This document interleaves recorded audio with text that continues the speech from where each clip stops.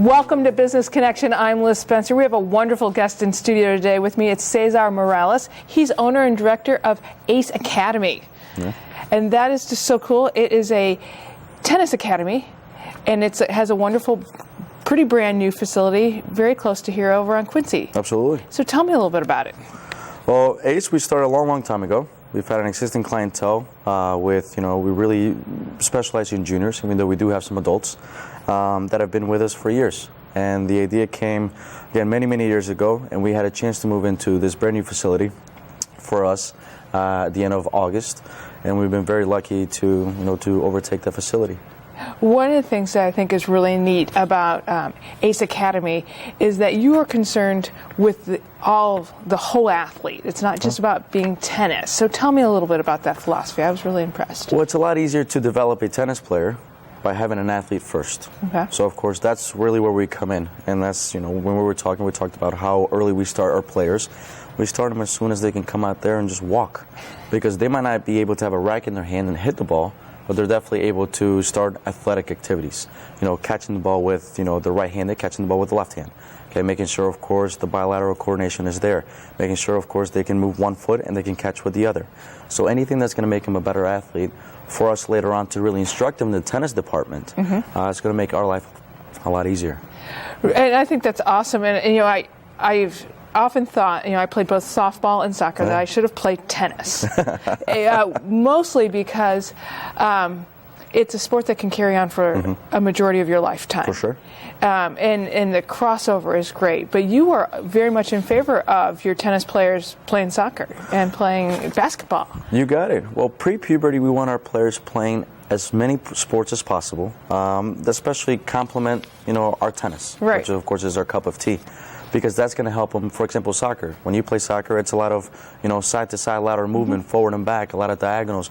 You move everywhere. It's a 360-degree movement when it comes to soccer. We want our players to have that ability as tennis players. They have to have the multi-directional. So. That's awesome. And you've done another smart thing, I think, with your courts. Tell me about your courts. They're different colors, but they also mean a lot. So. Well, the idea or the philosophy is the different colors. Even though you go to our facility, they're all beautiful blue, which very similar to the Australian Open, which is coming up. Neat. But we do have our red courts, which are 36-foot courts. They do cater to the athletes that are going to be from anywhere from 4 to about 7 years of age. Okay. We do have our 60-foot courts, which are called the orange courts. Okay, those cater from anywhere from 6 to 11. And then, of course, we have the courts that we're all familiar with, the 78-foot courts, which we see in the local park or we see at the local clubs or whatnot, that are going to cater for the kids, again, from 12 until the adults, until we play. And the whole idea is to have modified equipment. Okay, like we were talking before, we're not going to send the kid out if he's a baseball player to go play in Wrigley Field or in U.S. Cellular Park.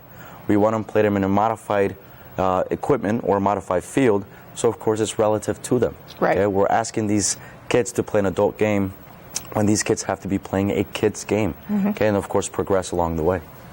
Well, and I think you really hit on it, that they're kids. Absolutely.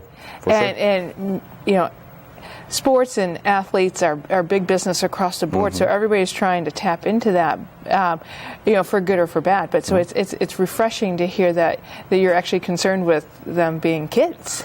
Well, no doubt, and it's fun to come into an environment like ours, and it's strange to some people that have been in other clubs or facilities or other sports, and you might come into our facility where we have one court of players, they're training hard, and then another court, they're playing wall ball or playing basketball or playing soccer, and then we have another court where they're actually, with our younger guys, they're playing bags, okay, where they're working on their coordination.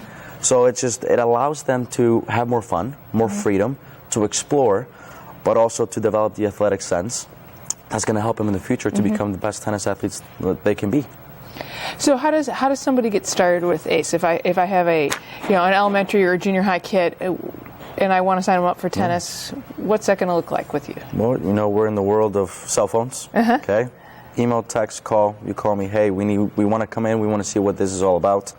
We have the guys come in for an evaluation. Okay. Because we can have a 6-year-old who, his athletic ability, it's wonderful already. But of course, the racket skills might not be there. So we want to put them close to a peer group, so close to the same age. Also with that age group, closer to the same sex. Okay? Guys like to play with guys, girls like to play with girls, but we do like to mix it up also. But also where they're going to be successful, like we talked about. We want early success for these guys, and that's where the modified equipment, the courts and the racket and the balls are going to help these guys not only, of course, enjoy themselves, but stay in the sport a lot longer.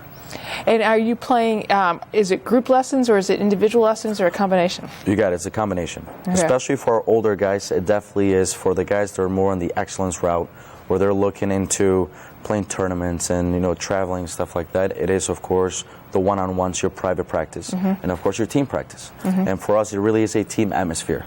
Okay, these guys, they travel together, we go to tournaments together, so it really develops that bond. Okay, and again, just like an academy, just what it is. But for our younger guys, just getting them into the sport, okay, they can come in just for team practices, okay, which we encourage over the one-on-ones, just with the coach.